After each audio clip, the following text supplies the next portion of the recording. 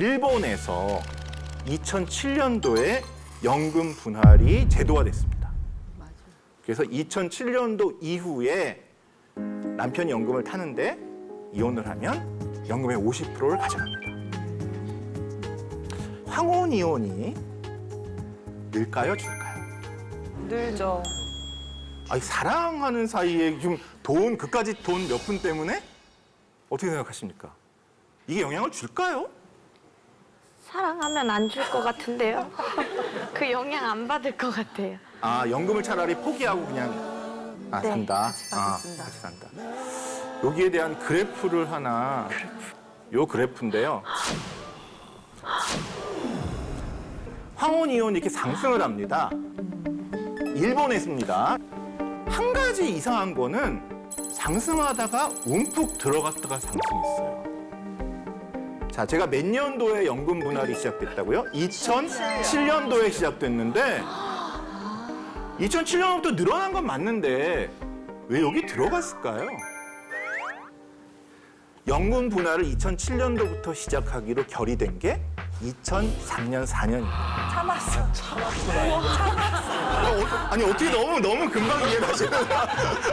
네, 그래서 하려다가, 연금 분할? 지금 2005년도인데 내가 이 사람하고 30년을 참고 살았는데 2년만 더 참으면 매달 받는 거예요. 내가 2년을 진짜 이 악다물고 참아보자. 라고 하지 않았을까? 했죠. 네, 그래서 저는 이게 황혼 이혼이 는 거보다 실시되기 2, 3년 전부터 이혼이 줄었다는 것이 상당히 충격적이고, 제가 그때 일본에서 방송을 봤는데요. 길 가는 그 중년 아저씨들한테 연금 분할 제도라고 들어보셨어요? 그랬더니 아니요. 2007년부터 실시하는데요. 아, 그렇게 됐어요? 근데 할머니한테 물어보면 알고 있습니다. 네, 그렇게 말씀들 하시더라고요. 네, 그래서 이 경제 문제가 우리가 이제 드러내놓고 얘기하고 싶진 않지만 정말 우리 가족 생활이나 일상의 저변에 많은 것들에 영향을 주고 있다. 저는 이렇게 생각을 합니다. 그러면은 여자는 그 연금 분할하고 상관이 없나요? 여자도 이제 근데 여자 어떤 선생님들도 경제적으로 지금 것도 큰일 나셨다고 생각이 됩니다. 네. 단순히 이제 옛날에 남자들이 더 많이 일을 했다는 것 때문이죠. 그런 걸 단점으로. 아니, 뭐 남자만 가르고 여자는 안 가르고 그렇게 제도를 만들진 않겠죠. 그러니까. 오히려 걱정이 되시는 것 같은데. 아니, 전혀 네, 그런 건 예, 없는데 예. 이제 여자 입장에서 제가 이제 생각해 봤을 때 예. 요새는 여자들도 능력을 많이 갖고 있으니까 그쵸, 맞습니다. 이제 여자 입장에서 한번 맞습니다. 대변해 보는 예, 거죠. 맞습니다. 네네네. 저는 그래서- 전혀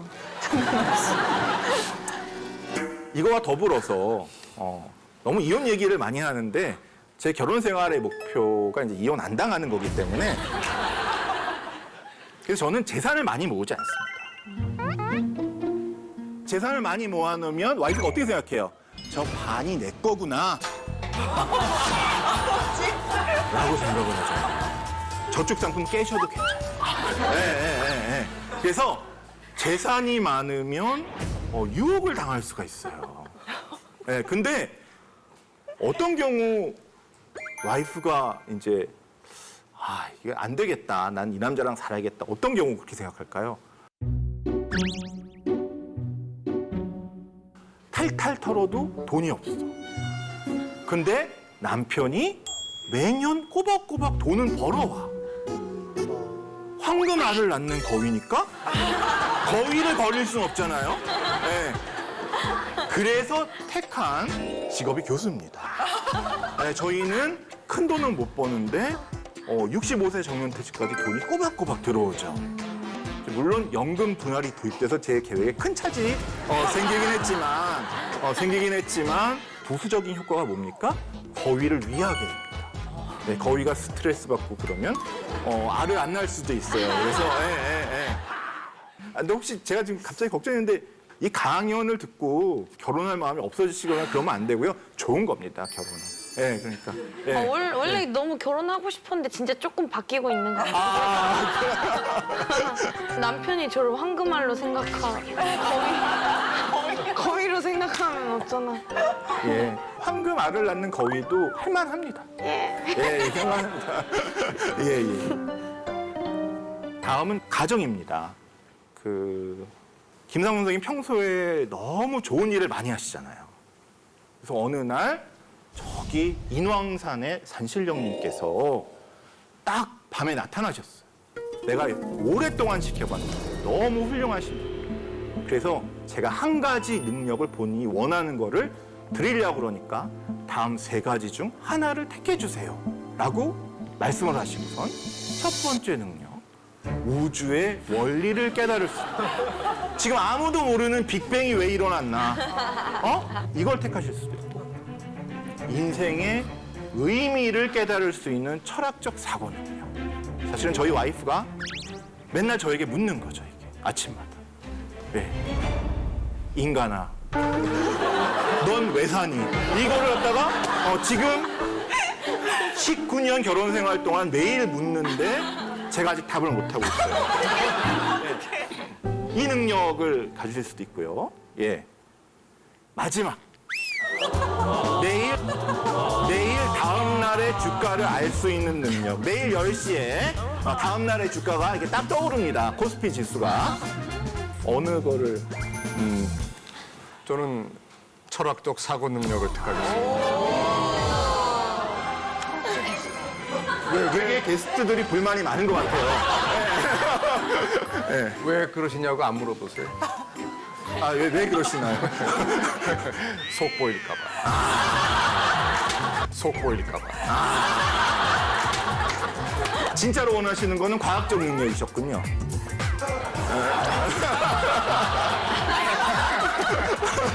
진짜로 원하는 거는 맨 마지막이죠. 남편이 이런 조건을 했는데 우리 김상훈 선생님처럼 속보일까봐 철학적 사고 능력을 골라서 집에 왔다. 인간아, 왜 사니? 그래서 삼국지를 보면요, 싸움은 관우 장비가 잘합니다. 조자룡도 잘해요. 근데 이 사람들을 부리는 사람이 누구죠? 제갈공명. 싸움 하나도 못하는 제갈공명 말을 껌뻑 죽어서 들어요, 얘네들이. 왜 그럴까요? 남동풍이 부는지를 몰라요, 관우 장비는. 제갈공명은 며칠 날 남동풍이 분다. 또는 조조가 싸우다 지면 어느 길로 도망간다. 적군이 무슨 작전을 쓸 것이다라는 거를 예측을 하는 거죠. 그래서 예측 능력이 있는 사람이 이제 예전에는 점 보고 이러신 분들이 했다가 요즘은 누가 합니까? 과학이에요, 과학. 예. 과학이 왜 신기해요? 아니, 일식월식을 맞추잖아요. 전 지금도 그거 어떻게 맞추는지 모르겠는데. 그리고 경제학이나 이런 쪽은 이제 뭐 부동산 가격, 환율, 정확히는 못 맞추지만 주가, 이런 거를 남보다 좀만 더 맞추면 그것 갖고도 이미 여러분이 부러워하는 그런 능력을 갖게 되기 때문에 이제 그런 거고, 관련해서 제가 한번 다큐멘터리를 봤는데요. 일본 가보시면 우리나라 CU, GS 합친 것만큼 세븐일레븐이 정말 동경 지역을 꽉 잡고 있습니다. 아주 잘 되는 기업입니다. 근데 그 세븐일레븐의 최고에 있는 회장님의 하루를 취재했는데 이분이 식사 시간 외에는 계속 체크하고 연구하시는 한 가지가 있어요. 뭘까요? 여러분이 세븐일레븐을 갖고 있다고 하면 뭐가 제일 안타깝겠어요? 재고가 문제일 거예요, 재고. 왜? 지금 뭐 이런 컵라면은 오래 둬도 되죠. 그런데 이쪽에 이런 신선 제품 같은 거, 도시락 이런 게 있는데 상황 1, 면이 많이 팔죠 하고 면을 잔뜩 갖다 놓고요. 그 다음에 김밥을 덜 놨어요. 그래서 면 20개, 김밥 5개. 점심시간에 오는 손님마다 다 김밥을 찾아요. 그래서 5명만 팔고 20명 김밥을 돌려보냈어요. 옆집 다른 편의점으로 가는 거예요. 그 다음에 면은 아무도 안 찾아서 20개 중에 2개 팔고 18개 버리는 거예요. 제일 관심 있는 게 내일 대체 몇 개가 팔릴 건가. 왜냐하면 이게 재고를 이렇게 쌓아놓고 할 수도 없게 좁은 공간이기 때문에 이게 최고의 관심사라고 그러더라고요. 그 내일 세븐일레븐 가서 국수를 먹을지 김밥을 먹을지 햄버거를 먹을지 어떻게 알아요? 안 되는 거예요. 이걸 알아서 이분이 회장님이 되셨는데 가장 중요한 게 날씨입니다. 그다음 날씨. 예. 오늘 날씨와 그 다음날 날씨래요. 그래서 이분이 나름의 그 계약을 맺어서 기상청하고 실시간으로 각 지역의 습도, 뭐 기온 이런 걸 다 받아서 그 공식을 연구한 거예요. 그러니까 겨울에 어제가 더 추웠고 어제가 영하 20도고 오늘이 영하 10도다. 그럼 사람들이 냉면을 찾는데. 그래서 내일 몇 개 팔릴 걸까 딱딱 맞추니까 이 사람이 회장이 안 될 수가 없는 거예요. 인생의 의미 이런 거는 훨씬 상위에 있는 학문이라고 보지만 이제 실생활에 쓰이는 거는 이런 예측이라는 것 자체가 필요하다라는 거죠. 이 그래프가 이제 예산이라는 그래프입니다. 가로축에 X라는 물건이 있고 세로축에 Y라는. 그러니까 뭐 내가 돈을 갖고 있는데 사과와 배를 몇 개 살 수 있느냐라고 그 살 수 있는 영역을 표시하면 이 삼각형이 됩니다. 사과에 돈을 다 때려 넣으면 많이 살 수 있죠. 배에 다 때려 넣으면 많이 살 수 있죠. 또 그 섞어 사면 이렇게 되기 때문에 이런 그래프가 나옵니다. 그래서 요 밖의 것은 내가 살 수 없으니까 생각도 하지 마라 라는 것이 예산 개념인데요. 여기서 질문 하나 드리겠습니다. 지금 돈이 10만 원이 있는데 백화점 가서 카드 다 없고 현금 그냥밖에 없는데 20만 원어치 사실 수 있어요? 못 사죠. 못 사죠? 네네. 예. 그런데 20만 원어치 가지고 나오는 사람이 있어요. 두 부류의 분인데요. 한 부류는 경찰서에 가시는 범죄인. 들고 나오시는 분 계시잖아요. 아니면 이렇게 남의 지갑 이렇게 꺼내서 자기 돈처럼 내시는 분도 계시고. 그런 분들은 이제 이거에 구애받지 않으시죠. 예. 그런데 범죄자 말고 이 삼각형에 구애받지 않고 마음껏 쓰는 부류가 또 하나 있는데 짐작가시는 직업군이 있으신가요? 회장님. 회장님 아니고요. 네. 정수요? 예, 맞습니다. 돈 없는데 어떻게 살 그분들은? 남의 돈으로 하시니까. 그분들은 자기 돈으로 하시지 않으니까. 제가 일본에서 교수 생활을 몇 년 해서 일본 예를 많이 하는데 간사이 공항이라고 그 공항이 있습니다. 근데 이게 오사카 앞에 되게 좋은 공항인데요. 제가 듣기로는 매년 50cm인가 가라앉고 있어요. 그래서 이게 계속 가라앉지 않게 하려고 공항을 넓혀야 되는데 넓힐 수가 없어요. 우리 인천공항하고 다른 점은요. 인천공항은 섬하고 섬 사이에 이렇게 들어간 데를 메꿔서 공항을 만들어서 좀 쉽게 만든 공항인데요. 일본 사람들은 이렇게 그냥 깊은 바다에 돌을 쏘아 부어서 섬에 의지하지 않고 만든 게 그래서 공학적으로는 거의 그 세계적인 기적적인 그 공항인데 경제적으로는 정말 말이 안 되는 거고요. 또 하나 뭐냐면 저 위가 홋카이도고요. 밑이 그 일본의 본섬 혼슈인데요.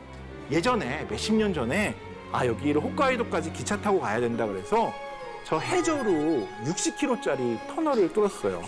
근데 지금 얼마나 많이 사용할까요? 네, 그 사이에 비행기가 발명됐어요.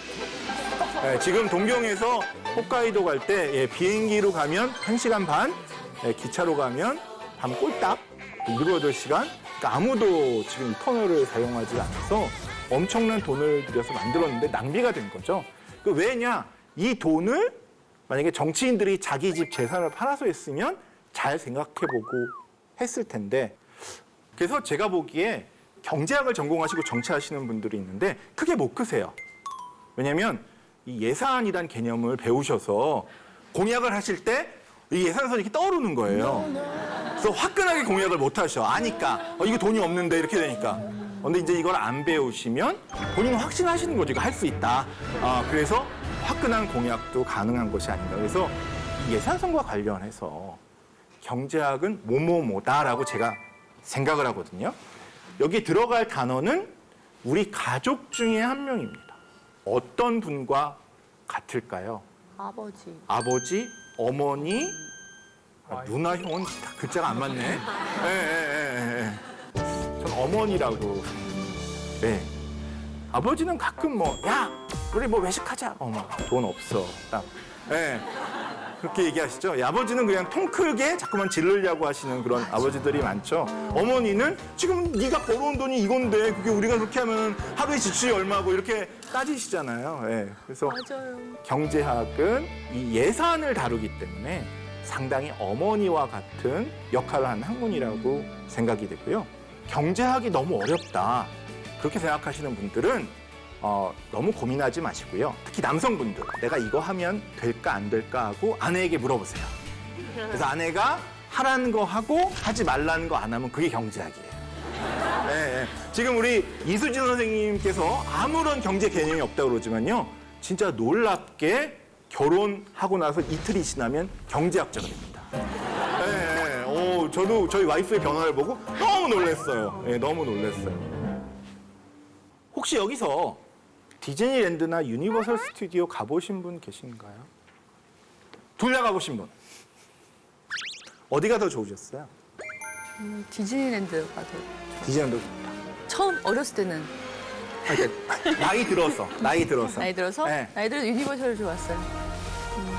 일반적으로 디즈니랜드는 어린이들을 위한 놀이공원이고 유니버설은 좀 어른들 대상으로 한 놀이공원입니다. 김정은 선생님께서 유니버설 스튜디오에 갔다 오셨는데 너무 재밌으셨어요. 또 언제 가시겠어요? 뭐 시간이 되면 가겠죠. 언젠가. 다음 주? 그렇진 않을 것 같고 한 달 후에? 그것도 아닐 것 같고 1년? 뭐 한 몇 년 안에 그러니까요. 예. 그렇죠. 대개는 어른들은 놀이공원 가서 너무 재밌다고 그러고 언제 또 갈래 그러면 5년? 이렇게 대답이 나와요. 예. 아직 자녀분은 없으신 거죠? 아 있는데 지금 7개월 됐습니다. 또 아기라서. 이제 7년 후를 생각해 보십시오. 네. 걔가 디즈니랜드 갔는데 너무 재밌어 했어요. 물어보는 거예요. 예. 뭐 내일 또 가자 그러겠죠. 내일 또 가자. 왜 그럴까요, 걔는? 재밌으니까. 예? 애기들은 재밌. 본인도 재밌으시다면서요. 왜 아빠를 안 닮았죠? 왜 어른들은 재밌다고 그러고 바로 안 가는데 애들은 재밌다고 그러면 그 다음날 학교도 빠지고 또 가야 되나요? 얼마쯤 쓸까요? 일본 오사카에 가서 유니버설 스튜디오 하루 구경하고 한두 밤 자고 비행기 타고 오는데 안 가봐서 모르겠지만 그래도 한 수백은 깨지겠죠. 수백 정도 들지 않을까요? 그러니까요. 한 2, 300 정도는 2, 300. 네. 그게 영향을 미치지 않았을까요? 대단히 영향을 네, 미치죠. 그렇죠. 네. 그럼 우리 자랑스러운 자녀분은 디즈니랜드 그것도 역시 일본에 제일 가까운 데가 일본인데 얼마 들었을까요?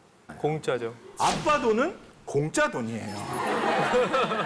그러니까 제가 봤을 때 어린애는 뭐라든지 공짜니까 공짜 밥 안 먹고 공짜로 주는 거 안 받으면 바보잖아요.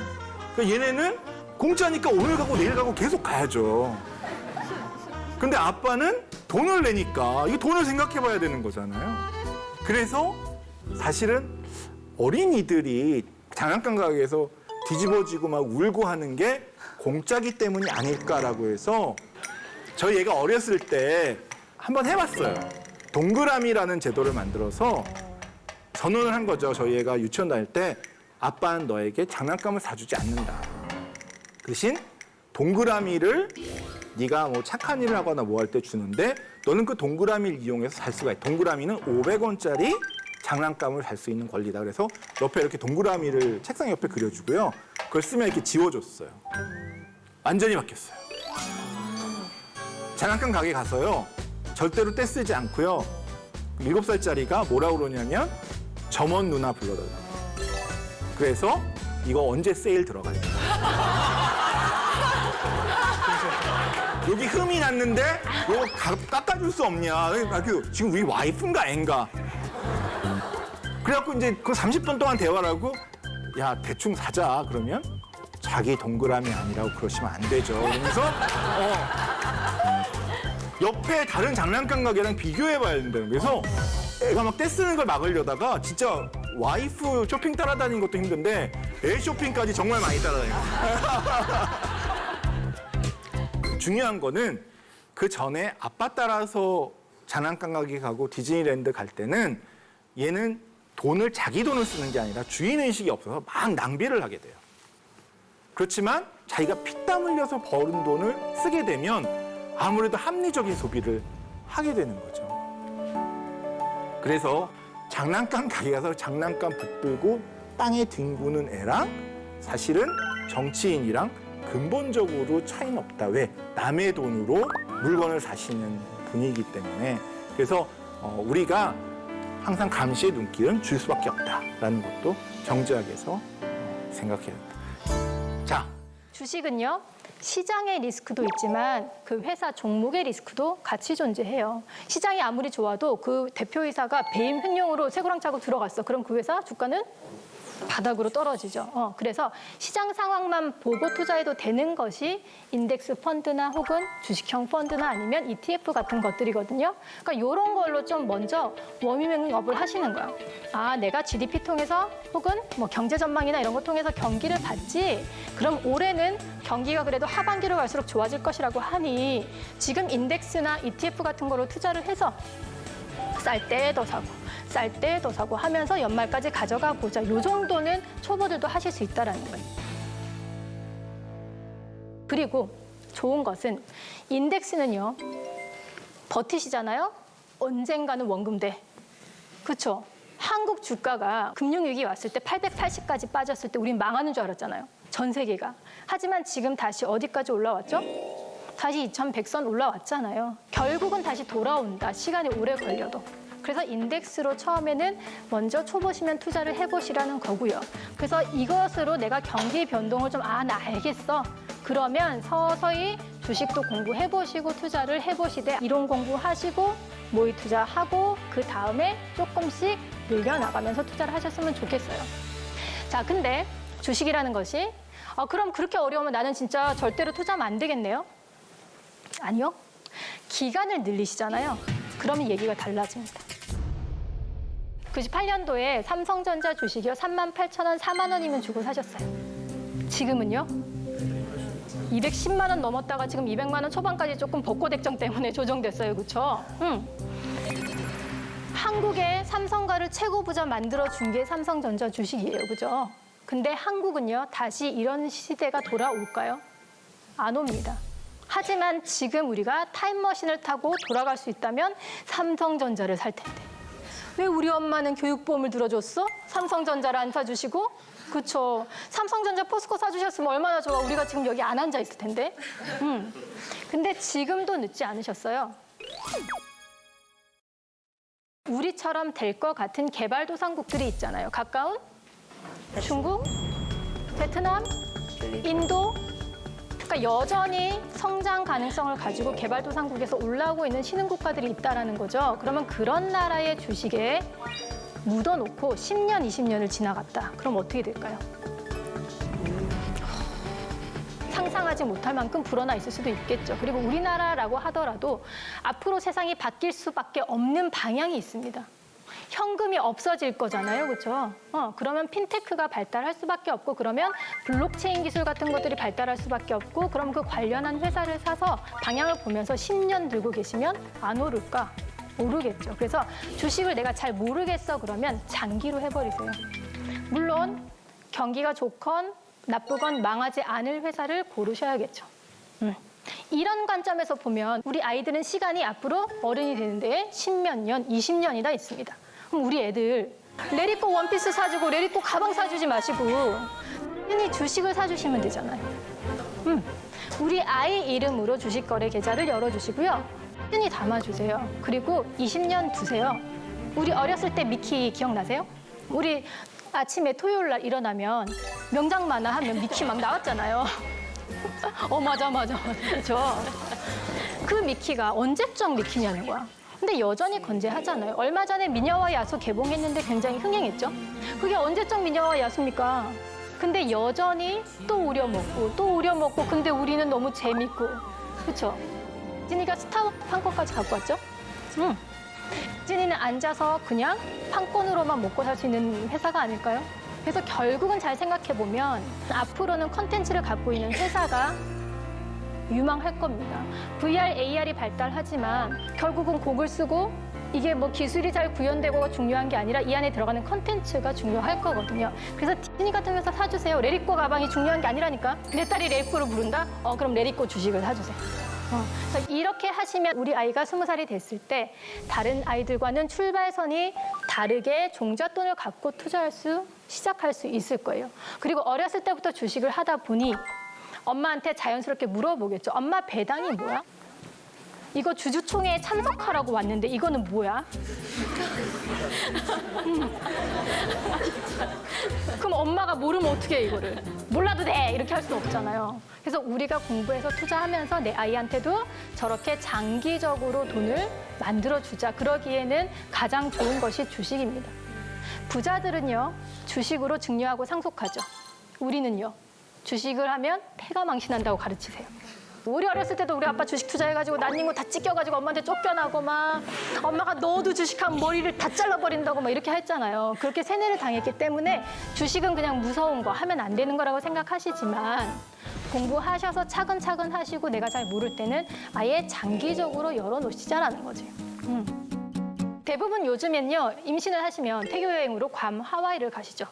저는 하와이 가서 뭘 했냐면요, 면세점 안 갔어요. 가서 부동산을 놀아봤습니다.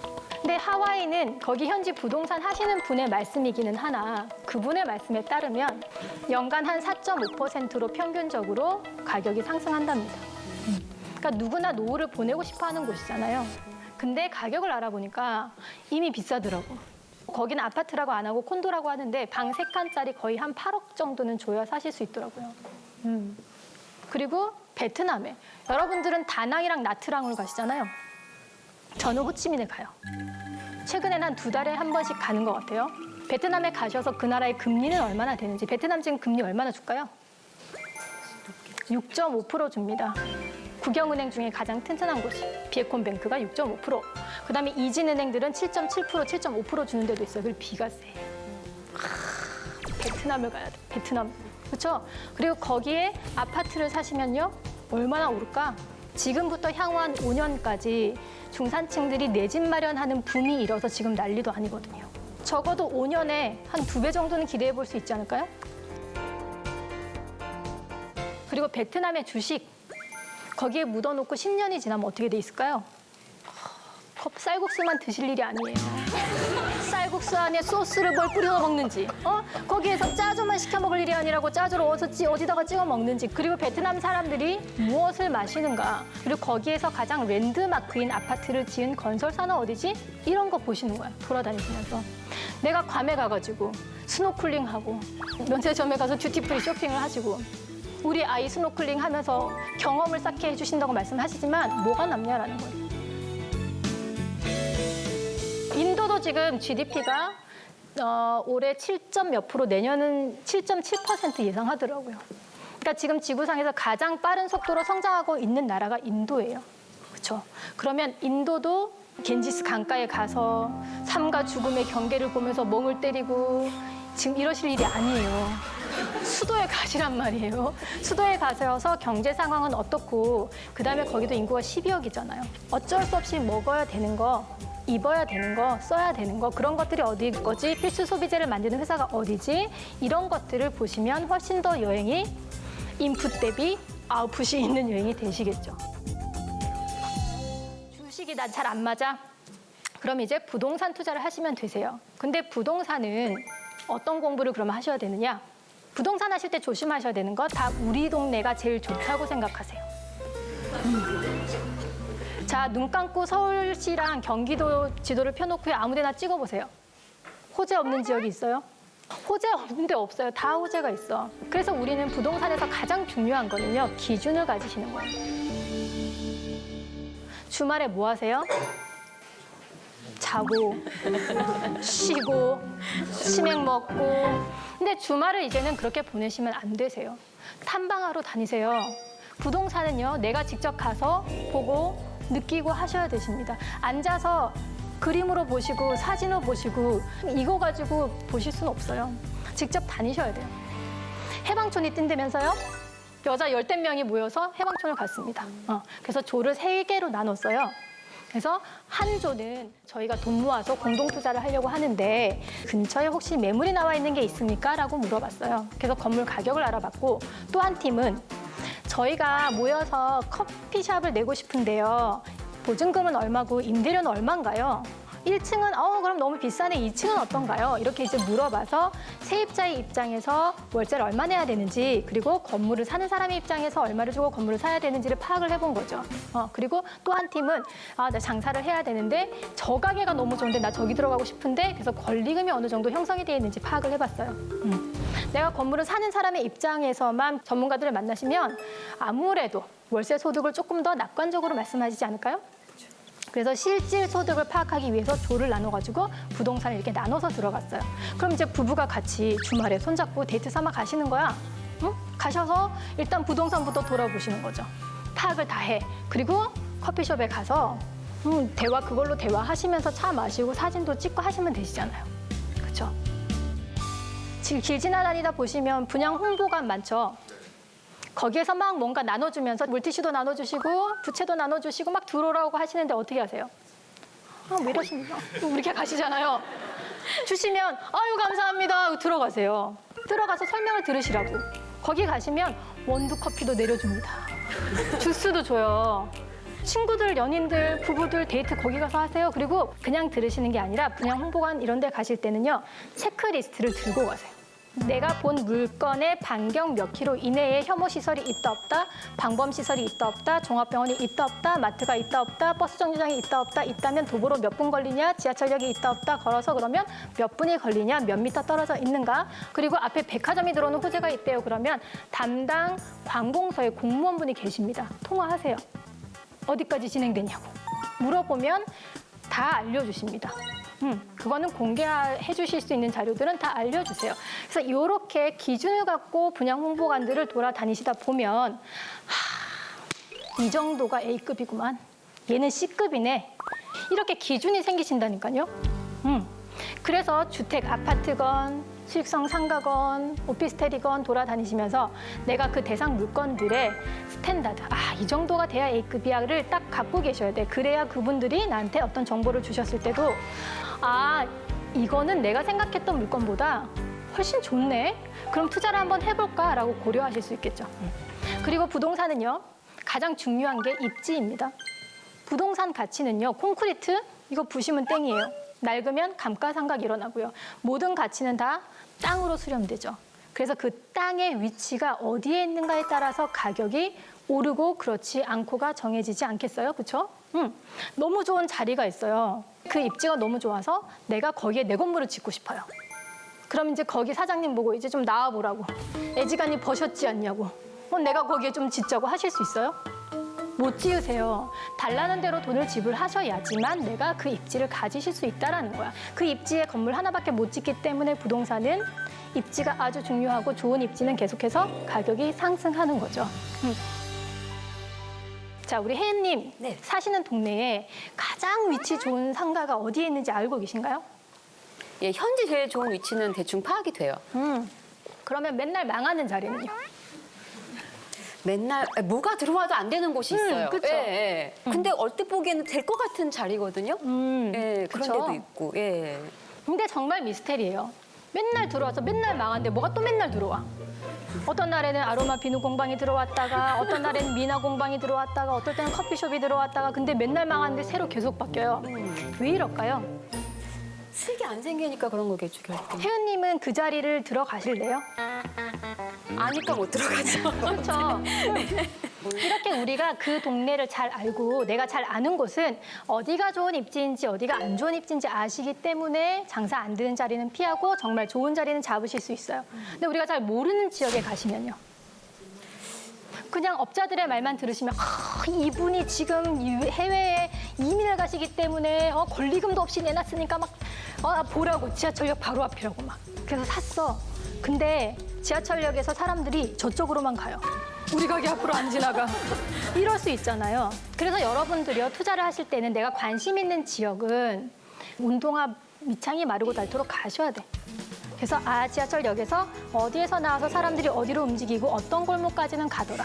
근데 그 골목 넘어서니까 안 가더라. 유동인구가 없어지더라. 그 동네에서 어떤 건물에서 해가 떠서 어떤 건물에 해가 걸려지는지까지도 파악이 되셔야지만 오를 만한 입지를 파악하실 수가 있겠죠. 그러면 기다리시는 거야. 하이에나처럼.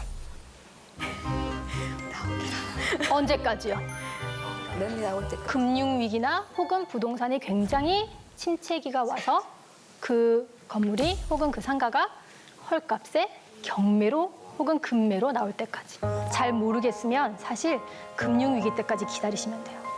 평소에 예적금을 하시더라도 공부만 해놓으시면 비정상적으로 싸게 살 수 있는 타이밍이 언젠가는 올 거니까 그때 사시면 돼. 근데 모르는데 뭐가 싼지 알 수 없기 때문에 공부는 쭉 해두시면 되세요.